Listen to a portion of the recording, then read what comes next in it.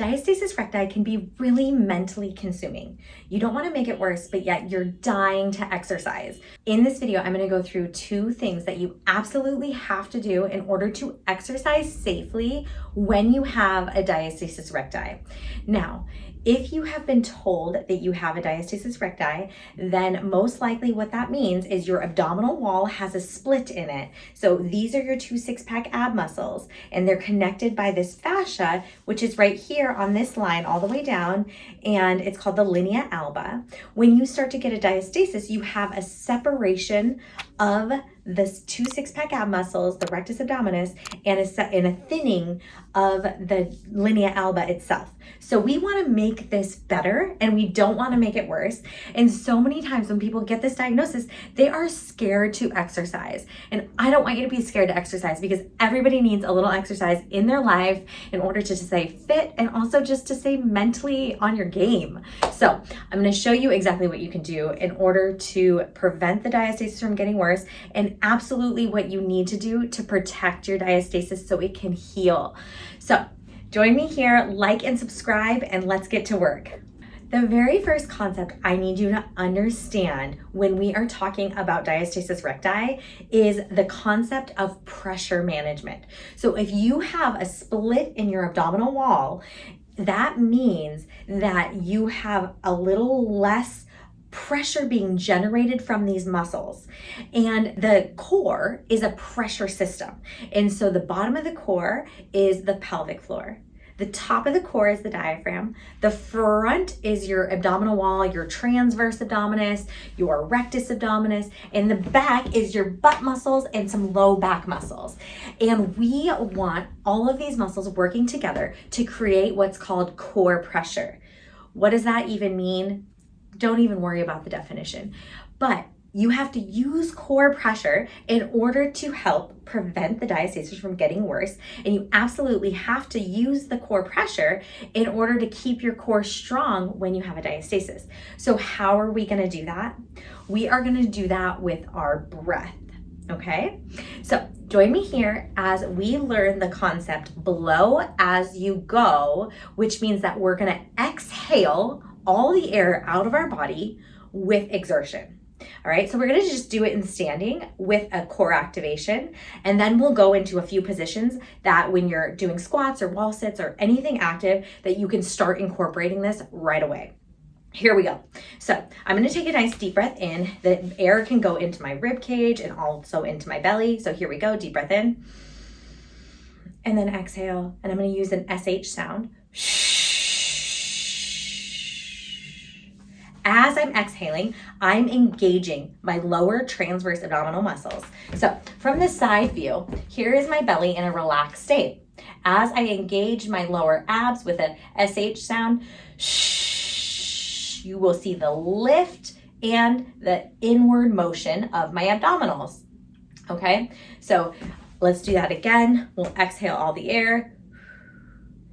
And when you use an SH sound, a sound, I want you to connect that to your lower abdominals, and you'll see that lift when I do it again. Here. And the reason we're doing that is to start to get the transverse abdominal muscle to activate. And if you can connect the breath to that transverse muscle, it is going to help decrease the pressure in the abdominal wall, allowing the core to operate from a stronger state. So when you exercise at all, that is going to be the move that you want to do. You want to use the SH sound, the sh sound, as you're exercising in order to help manage the core pressure. So what does that look like? Let's bust out some squats together. Okay, just say I'm going to do a bench squat down to my table. As I lower down, I'll inhale. As I come up, I'm going to exhale. Inhale, exhale. Inhale, exhale. Here's the side view of that squat. So inhale, exhale. You can see the lower abs kick on. Inhale, exhale. So you want to use that transverse abdominis with the exhale to help close the gap and improve the tension between in the diastasis itself. So always use the blow as you go with exertion. We just did it with a squat. Now let's move and do it with a lunge position. So now if I'm here, as I go down, I'm gonna inhale, exhale. As I come up, inhale, exhale, keeping this nice and tight together, driving the motion from my glutes. Inhale, come up. Here is a side view of what that looks like. Inhale on the way down, exhale on the way up. You see the contraction happening. Inhale, exhale. So that's what it's gonna look like with a lunge. If you're doing a wall sit, you're not gonna use, so this would be like an isometric contraction where you're not moving much. You just wanna keep that lower abdominals engaged. You don't have to flatten your back against the wall because then you'll be tucked, and you don't wanna tuck because that's gonna press down on the pelvic floor. And so instead, you just wanna focus on the lifting, lifting up. When you exhale, you'll feel that lift of the belly button up towards your sternum here. And that again is gonna help keep everything nice and tight and close together. So even though you're doing a wall sit, you can still activate that lower abdominals. And to initiate the activation, you're gonna do the exhale. So you don't wanna keep exhaling. You can inhale again while holding that contraction, and then exhale again. Just re-engaging, turning it on a little bit tighter. And then you'll just repeat for however long you decide to hold your wall sit. Okay, so we talked about blow as you go, and we talked about how that activates the transverse abdominis muscle. Now, if you're truly working to heal the diastasis itself, we wanna make sure that you drive your core movement, whether that's flexion, extension, or side bending, with the activation of your transverse abdominal muscle. The muscle fibers of the transverse abdominis run in this direction. So they're horizontal, they contract horizontally, and they relax horizontally.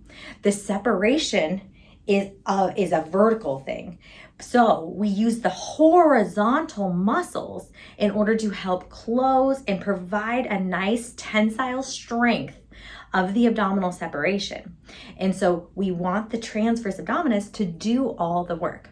So that's why it's so important when you're doing any core work in order to get the lower abdominals to work. So watch me here as I do a simple leg lift, just a simple core leg lift.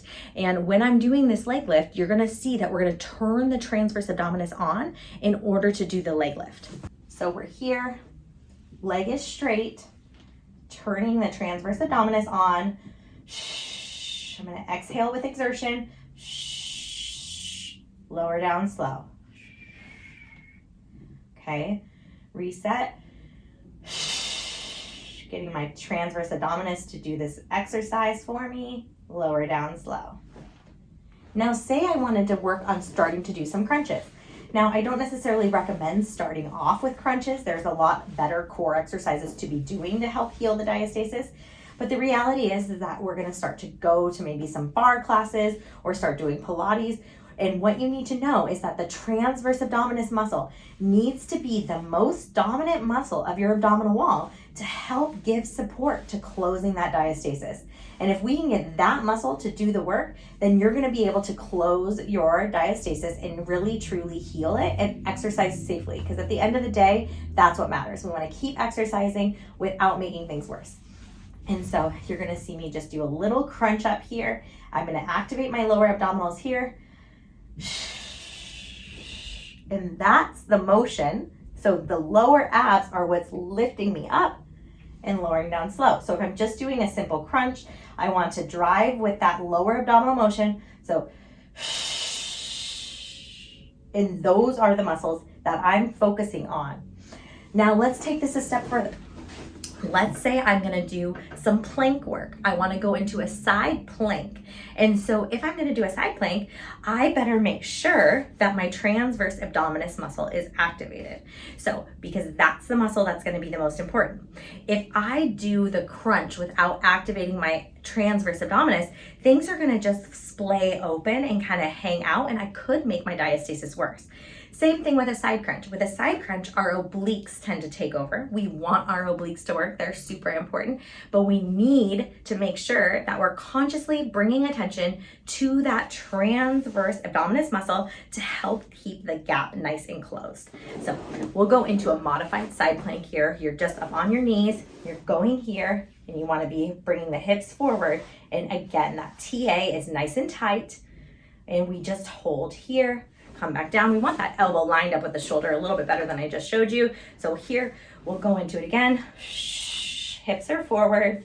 TA is turned on, even in this side plank position. I hope you gained a lot of information from this video. Please like and subscribe and drop us questions in the comments. We will absolutely respond to you. We want you to be able to exercise safely without making your diastasis worse. So please join us, follow us for more content so we can help you heal your body after kids. Take care. I'm Dr. Allison Phelps.